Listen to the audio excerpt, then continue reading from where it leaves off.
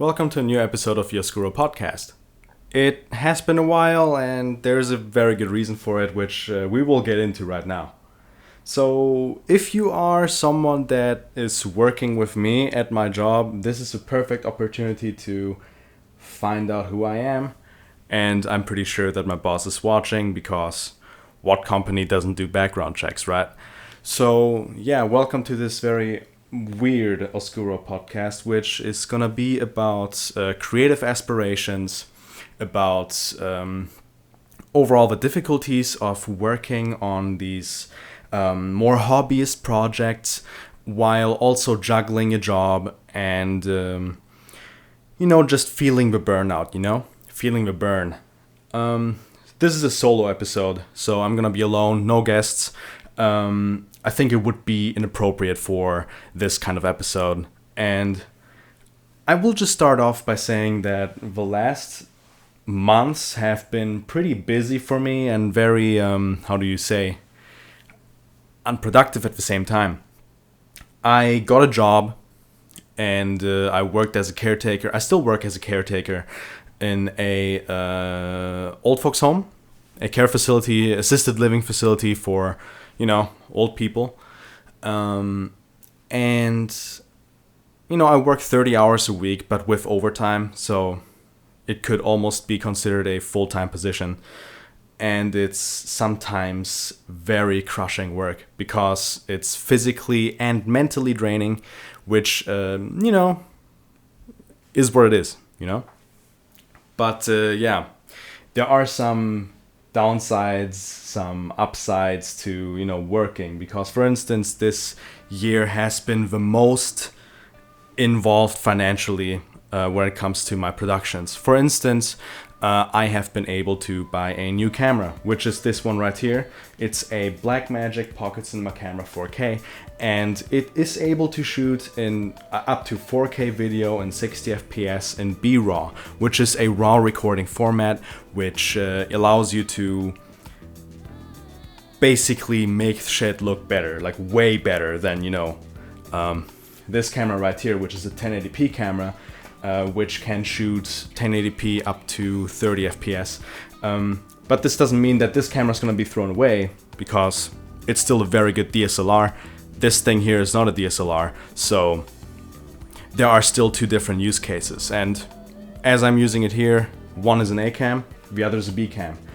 And this is the first time kind of trying out a multicam setup, so there will be some issues. Maybe stuff will be out of focus because the thing with this camera over here, I mounted a old lens. It's a vintage lens, a Russian vintage lens, which actually does not have autofocus. And there will be some production issues, I think. But overall, yeah, it has been a big thing. With the camera comes also a full version of DaVinci Resolve, so from now on every video will have even more production quality put into it. And there's also a lot of quality of life improvements. For instance, now I can use my GPU to render out videos and stuff just goes way quicker. In the future you will see H.265 videos, which are hard to encode on free software like Handbrake, but in DaVinci Resolve you just click on H.265, you export, and that shit is out, and the file sizes are smaller, the video looks better. Overall, it's a net gain. So, let's see, is it all recording? This is the first time I'm using DaVinci Resolve to record something. I think it's all recording. Yeah, it's at 5 minutes. But yeah, the camera itself with the whole gear around it, like, the SSD and whatever, that all cost about $1,500, if not a little bit more.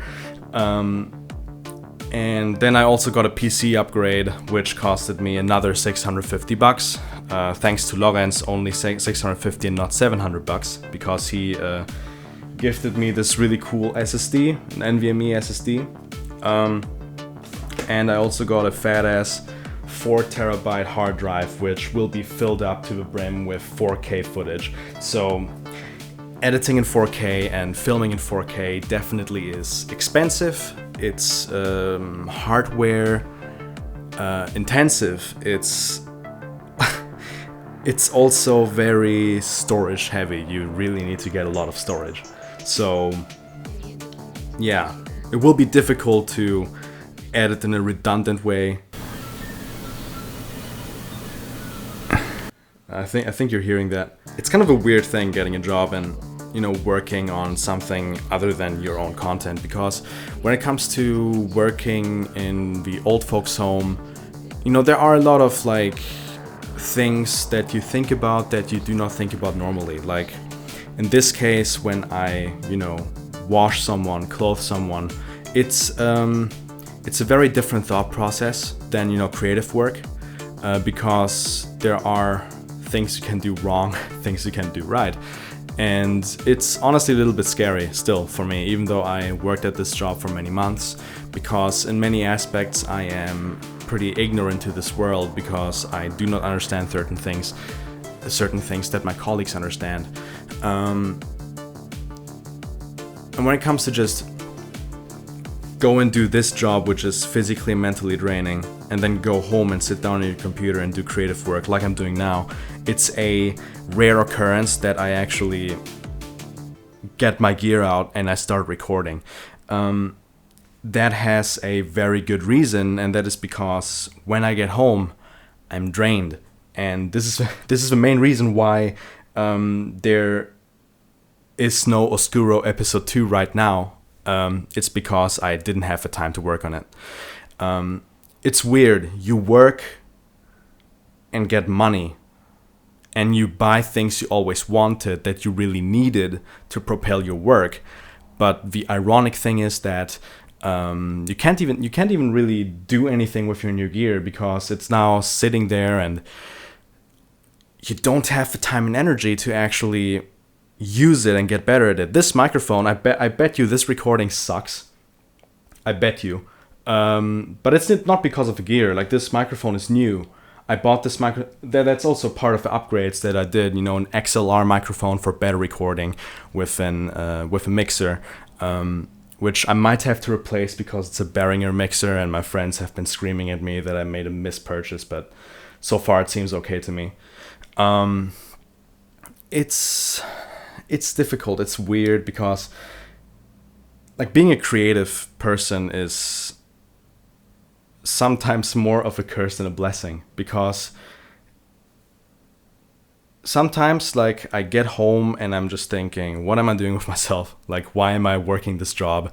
I should do this, you know? And of course it has its upsides and downsides, but you know, you gotta make money somehow, and my hobby doesn't make money right now. It's too bad, but I will just keep grinding at it. And if that means that I will have to live some more years as a fucking parasite, then, you know, as long as there's success in it, then maybe I can get something rolling. But it's definitely not a preferred way to live. So I will have to compromise with jobs and, you know, squeeze work in that I really want to do. And coming to the work that I want to do, it's more film work. I want to make Oscuro episode 2 happen. I want to make new projects happen in another documentary film format that will be most likely called Mega, the Mega Docs, and the topics are supposed to be very diverse, very different, something that I always find interesting, but I do not want to delegate them to, you know, a little 10-minute video for YouTube that is just that little 10-minute video. I think those topics deserve more respect than that. And if they are 10-minute little videos, they should be of top-notch quality. And yeah, this is where we are right now. The work that I'm putting in, I mean, there could be more work put in. I'm gonna be very, very honest here, but there's just lacking energy. I want to make more stuff happen. It's just that it's very difficult to do so.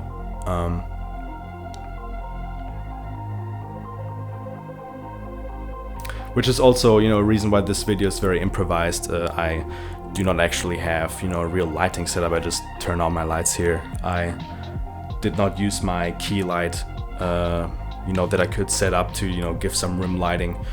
I just, set everything up, go and see what happens, But, yeah, it is how it is. I will just have to see how to come up with cool content, while adhering to the time that I have designated for myself, which is not that much. Right now are, vacations coming for me, which will most likely be spent by working maniacally on my shit for 7 days straight. So not really rest days, but work days with regarding work that I find very important, which is maybe hard to understand for some people that are not that do not have a passion like this. Not downplaying anyone, but for instance, if you have a garden, if you like gardening, or if you like drawing, comic books, making music, you always have to balance out like how much work can I do versus how much money can I spend into this hobby and how much time can I spend in this hobby without basically without having a detrimental effect on your work and vice versa, and for instance, for me right now, my work, which I earn good money in, and I like my colleagues, I like the work itself. It's just that so much time goes into the workplace where I think it becomes a big detriment to what I want to really do. And that is why I am not pursuing an education to become a examined force in the caretaker profession. Which of course means less money for me, but it also means more time to work on my shit. And if that means that, we'll be poor for a bit, I just have to deal with it, right? But yeah, there's a lot of things to making content that I always worry about. For instance, one thing is working long hours on a project, then it comes out and no one watched it. No one appreciated it. That is the worst feeling that exists. And what actually prompted me to make this podcast here is a post from the developer of G-String, an excellent Half-Life 2 game, which I really recommend you buy.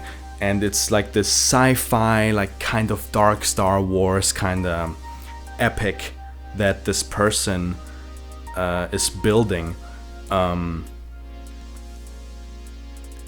it's a source engine game with excellent level design, with really fun gameplay, even though it is a little bit buggy, coming with the territory of it being a source game. And this person wrote something like a post that I would like to read in full, so you understand what goes through someone's mind sometimes when it comes to, just working on a passion project for many years, or, in my case, it wasn't many years with Oscuro episode 1, but it was, a better part of, I think it was half a year of work just thinking about Oscuro, just working on Oscuro. And with the new project, it has been a longer time. And I always have this fear in the back of my head that I'm gonna release this and no one's gonna see it for many reasons. For one, I don't want to get DMCA'd. I do not want to get sued by Exigent, which is a very specific company that I'm mentioning here, and I'm not gonna say why, but there are good reasons why Exigent would not like the documentary coming out. And of course, the good people at Studio Wildcard that make Ark Survival Evolved, they also wouldn't like to see some stuff that is talked about in the documentary, because it is in a way addressing them.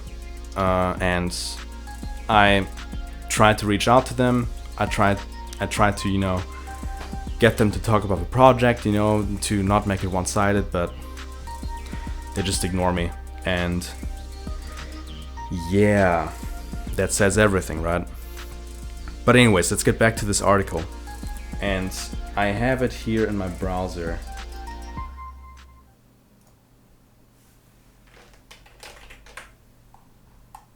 So, this is by eyaura, and I hope that I'm pronouncing this right, eyaura.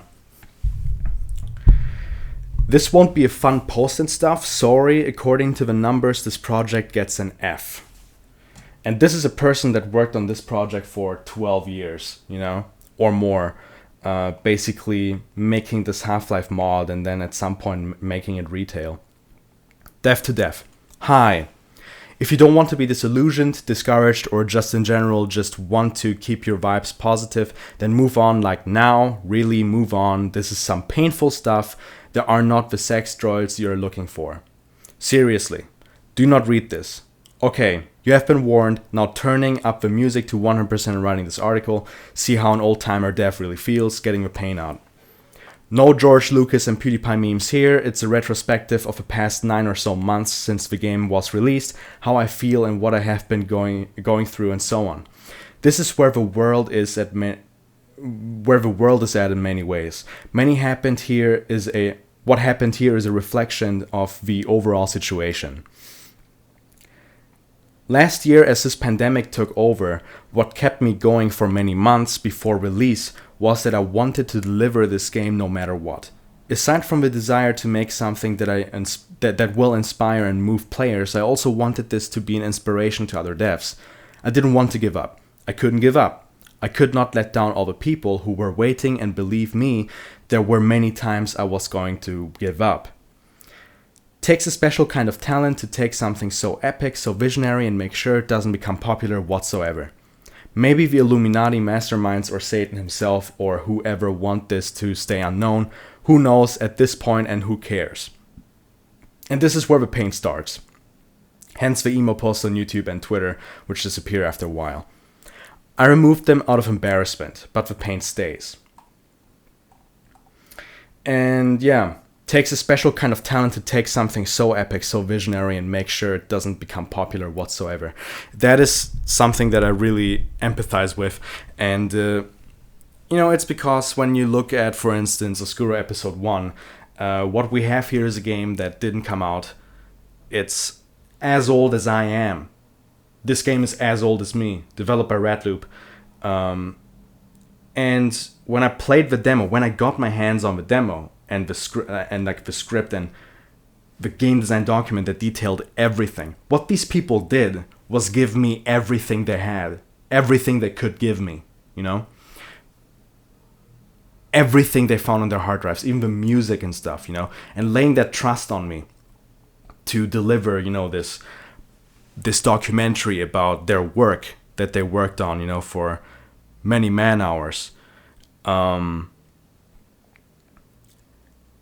And I make this documentary. I try to market it a little bit. I try to get it out there, and I thought that people would appreciate this discovery, which they didn't.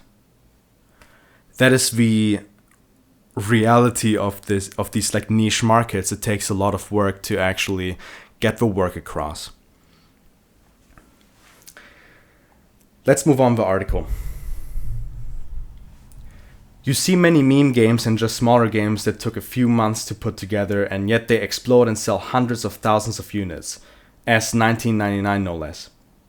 And pop up in thousands of videos, and here you are, you poured well over 45,000 hours of work into this thing, and who cares? A couple of bigger YouTube videos and a few thousand sales.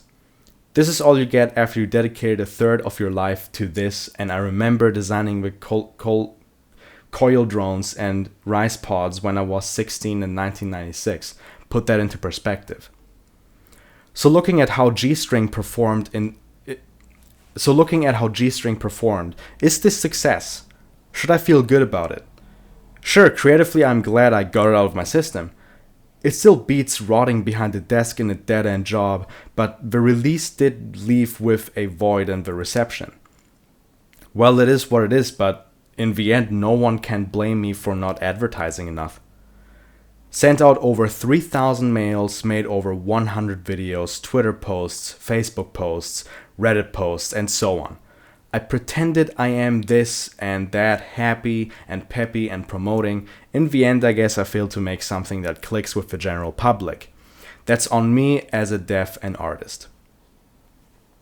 And that's just truth, man. Like, promoting Oscuro also has been hell for me. Like, there have been so many sleepless nights basically just finding video game publications, Niche Gamer,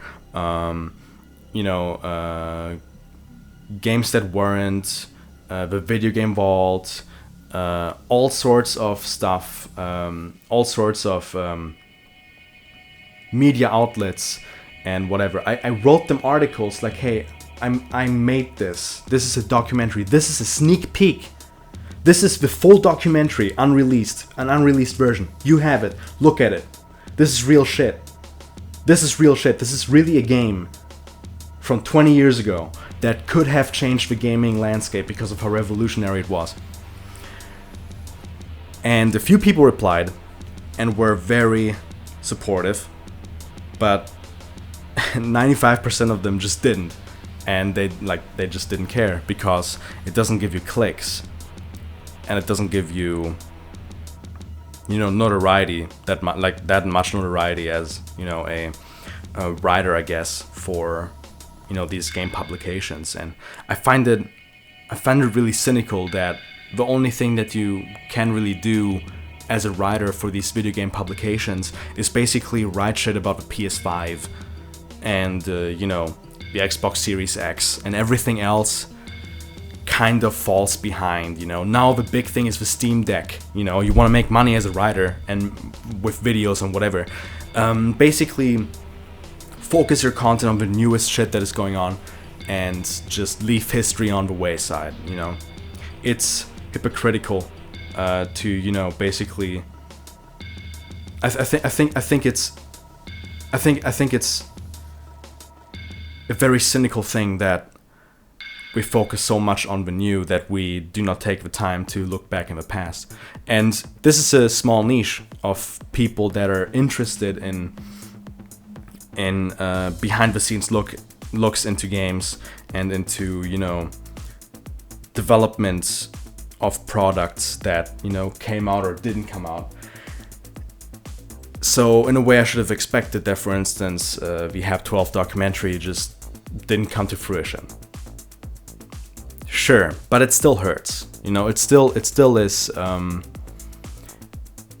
annoying to see you put in hundreds of hours of work, and in the end, what you got is basically just 1,600 clicks on YouTube.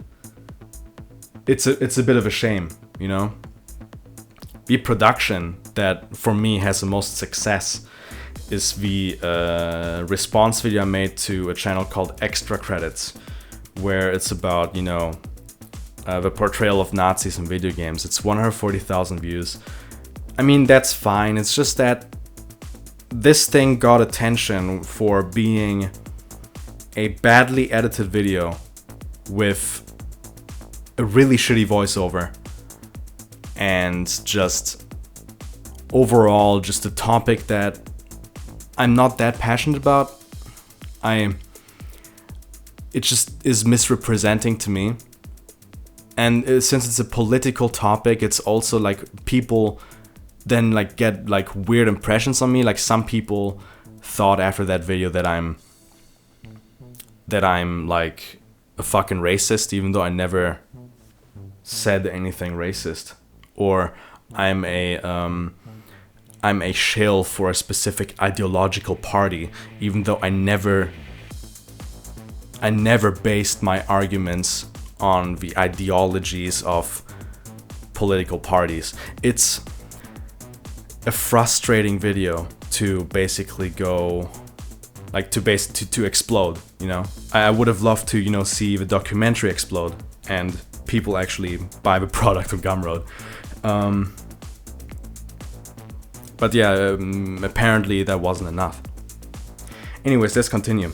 As an advertiser, I'm not sure if the YouTube gods heard of it or their assistants screened it out. Shit works differently once you become a big time persona or whatever. Those people are beyond human for all intents and purposes. Whatever. That stuff is beyond me. I released those proton torpedoes and set them on course. I guess I am a bad shot. Surface impact. Negative, negative. It didn't go in. It impacted on the surface. The Death Star didn't blow up. It's right there, staring me in the face, laughing at me. What did you think? You can take me down? In the end, what kind of message does all this send out to other devs? Stick to your guns no matter what, and in the end, you'll go out with a whimper. You were right. You made it, but so what? No one cares. This is the message I wanted G-String to stand for. I wanted this to be an inspiration. What a joke. I'm a fool. I wanted this project to stand out as something special, something that says, hey, you can do it. Whatever you believe in, just keep going and it will work out. Can I say this now, 9 months after release? Not really. Not wholeheartedly. Don't do it. Don't spend years and years on some passion project hoping it'll pay off. Unless you just want to do something for fun, for shits and giggles, then do it, but don't expect anything.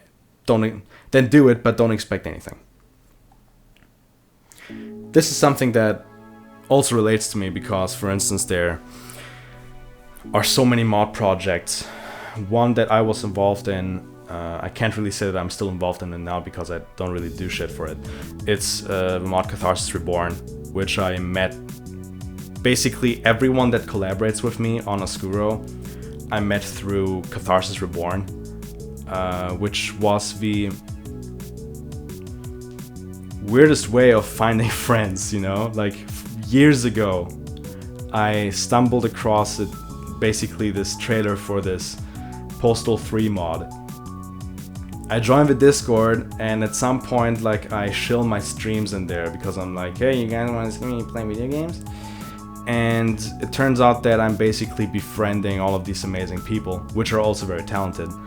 And we collaborate on projects. Now we collaborate, Bushmann and Emjoe and Mark, for instance.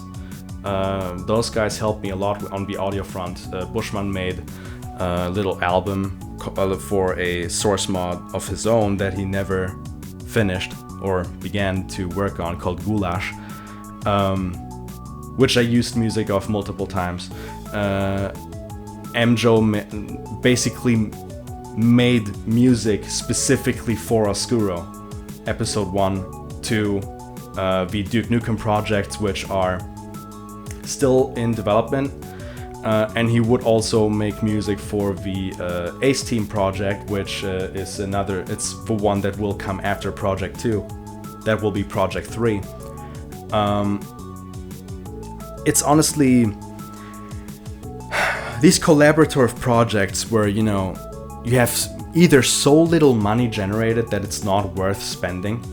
Like, it's not really worth getting. Like, I could pay my friends for the work they did, but if I have an overall budget of, let's say $5,000, most of that money went into the gear that I own now, and now I have a little bit money left for, you know, basically my own well-being, like buying food and clothes and whatever. Does it make sense to make a soundtrack to a documentary and I give someone $50? I mean, I could do it. It's just that, what's the point of it? What's the point? Like, if I want to pay my friends, then I want to, like, pay them good. But that's the thing with, you know, mod projects too.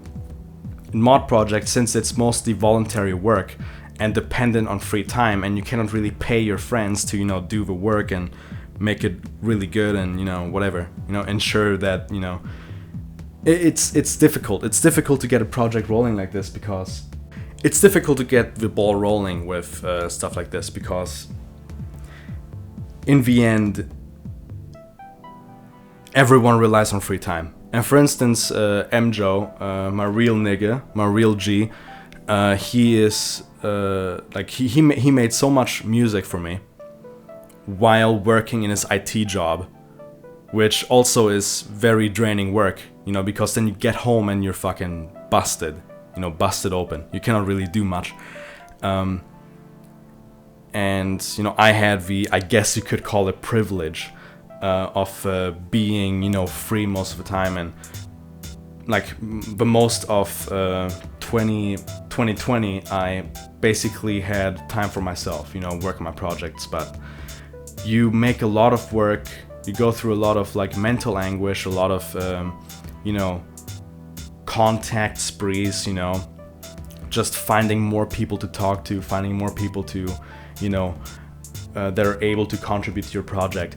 And then it comes all to a stop because people around you, they don't see the value of what you're doing, and they in a way want to, you know, steer you away from it so that, you know, you can do something that they see as more profitable. And you yourself then also fall into this like mental cycle of like, okay, I need to find something. So, you know, in my case, I found a job which was able to bring me something like, you know, this new gear, but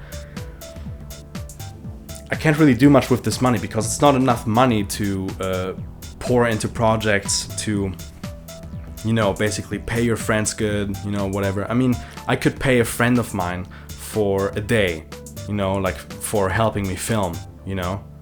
$50 for a day, I think that's a really good deal, you know. Especially if you work, I don't know, 5-6 hours, 7 hours. I think that's enough money to give someone $50 to basically tell them thank you very much for your work, you know, thank you. I could do that, and I would do that, but I can't do it every day, you know. And it makes life really hard when it comes to these no budget productions like mine, you know, because, you know, in total like $4,000, $5,000 in budget for something like Oscuro Project 2 might sound minuscule to some of you that, you know, work a 9 to 5 every day and you know, make enough money, you know, to, you know, get a nice house for your children and whatever. For me, as someone that is only getting into this adult life, you know, of basically earning money and saving it up and, you know, investing it correctly and whatever, for me, $4,000 to $5,000, that's the most money I have ever had on me. Like the money I have now, I never had that much. You know, it's very special to me, you know. So it's definitely a perspective bender. Anyways, foreseen consequences. I'll still keep making art and I'll update the game as much as I can, but I feel I have to be honest. Hence this article. I have always been honest with fans in these past 12 years or however long ago I went public on ModDB. Good on you. I keep it real. You know, this is if you have been following this project. I can't fake it. I can't say this is fine and it's not entirely fine. And I like the post-COVID world. I also burn inside. I will not pretend. I am grateful G-String got made, and I am massively thankful to all who helped me along the way, especially Biohazard and Lunch House. I am happy it went retail, but considering what it took, and only I and God really know what it took, the reception so far has left me bitter and disillusioned. Definitely what I felt after the release of the first documentary I ever worked on. What still keeps me going is that I know the few people who do find the game enjoy it and it impacts them in a deeper way. I know this.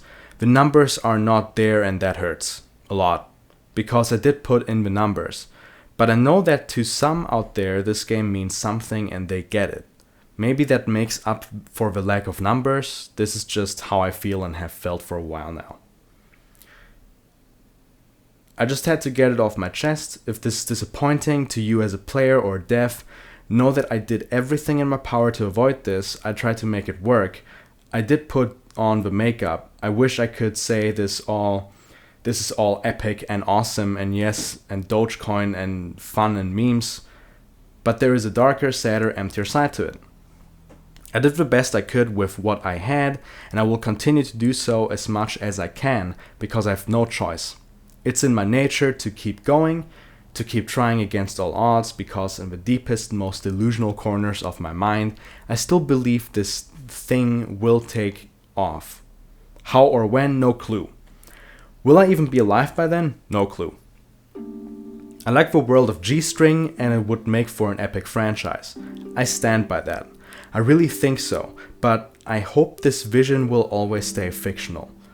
This was supposed to be a plain precautionary tale, but now in many places the skies are red from wildfires and we all wear masks due to COVID. What's next? Space travel? Oh yeah, Elon got us covered. Enjoy the ride. Really, really interesting perspective, introspective, from a game developer that made an indie project happen, that made his passion happen, and in the end got disillusioned by, the lack of recognition, the lack of success. In a way, it's a weirdly narcissistic thing to, work on art and to show it to people and expect a reaction out of them, a positive reaction, like a showcase that they care for what you created. But in reality, most people do not really care about specific things that you like, because you in a way have to cater to them, which is just how entertainment is. You can't force people to like certain things that you like. You can only present what you got in a way that maybe is attractive to those people that you're trying to attract. It's just a bit of a shame that people like how is this person called again?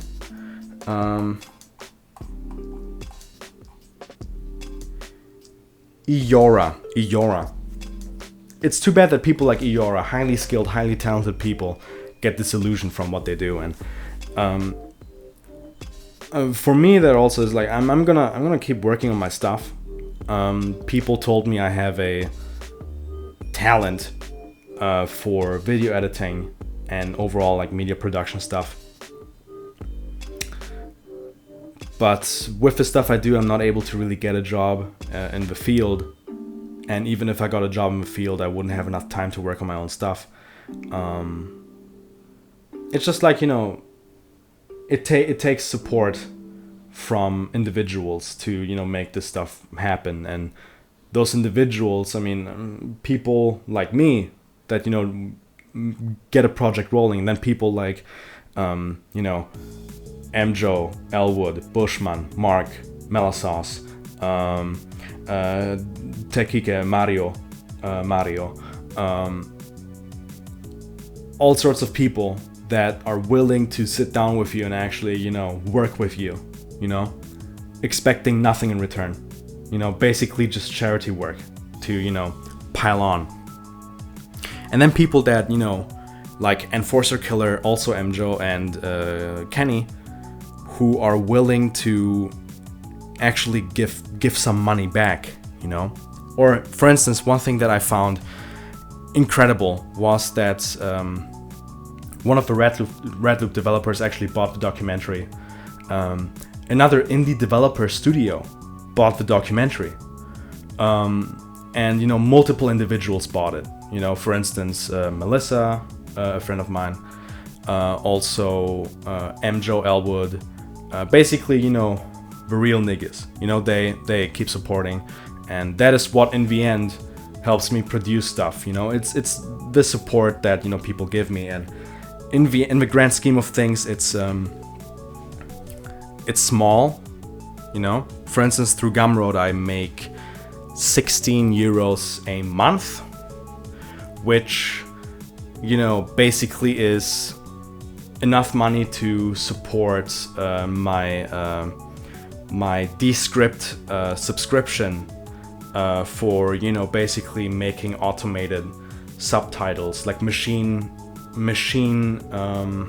transcripts, which is, by the way, a really good service if you are an indie filmmaker and you need subtitles. You machine, like you make them by like using a machine algorithm that does it for you, and then you manually correct it later. That will save you so much fucking time. It's incredible.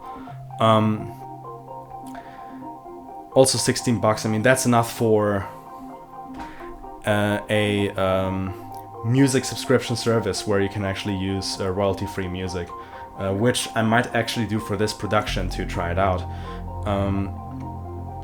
Just, you know, enough, like these small gestures sometimes are enough to, you know, give a creator like me or like eyaura, you know, a little bit of wiggle room, you know, to try new stuff out, to enhance the production quality, to just, you know, in total just make shit happen, you know. So to the real producers of this, Elwood, Emjoe, Enforcer Killer,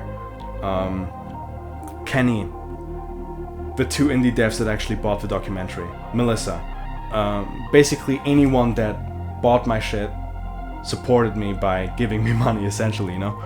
Thank you. This makes it worthwhile. This makes me think, damn, this is like, thank you, you know, thank you. Also, everyone that donated stuff, like, you know, Kenny, you with your awful games that you gift me, you know, even though I hate the games, I appreciate the gesture, I appreciate the support. Hi, Zeus, thank you for your donation, you know, thank you. Just so many people that, you know, show some support.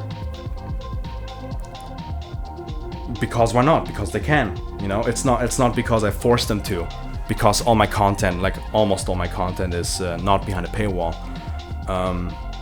You can just access it.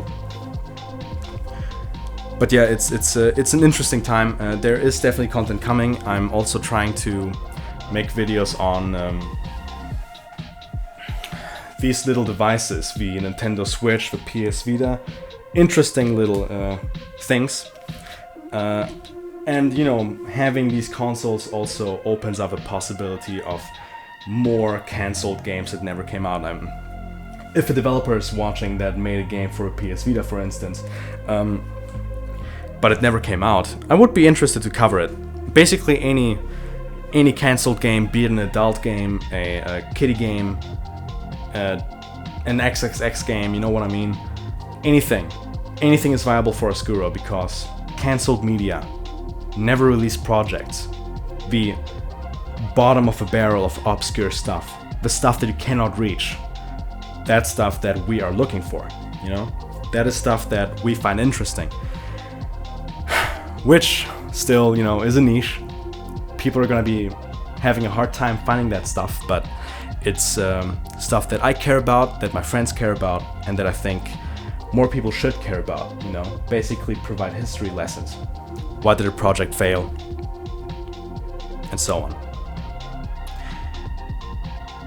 This has been a kind of, I guess, disjointed ramble, like for the most part, you know, basically showing this article, basically talking a bit about creative aspirations, the job. But I think it is enough for what I wanted to share today. I hope you have a great day. I hope you can realize your creative aspirations and your dreams while juggling, you know, work and life, you know, the work and life balance. It's difficult. It's really difficult.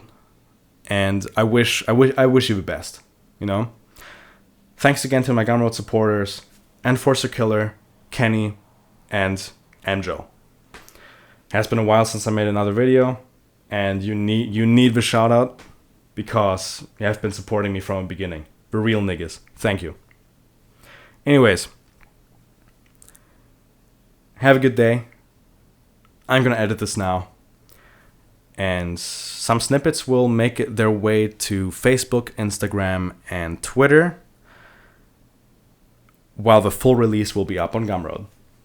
Anyways, see you there.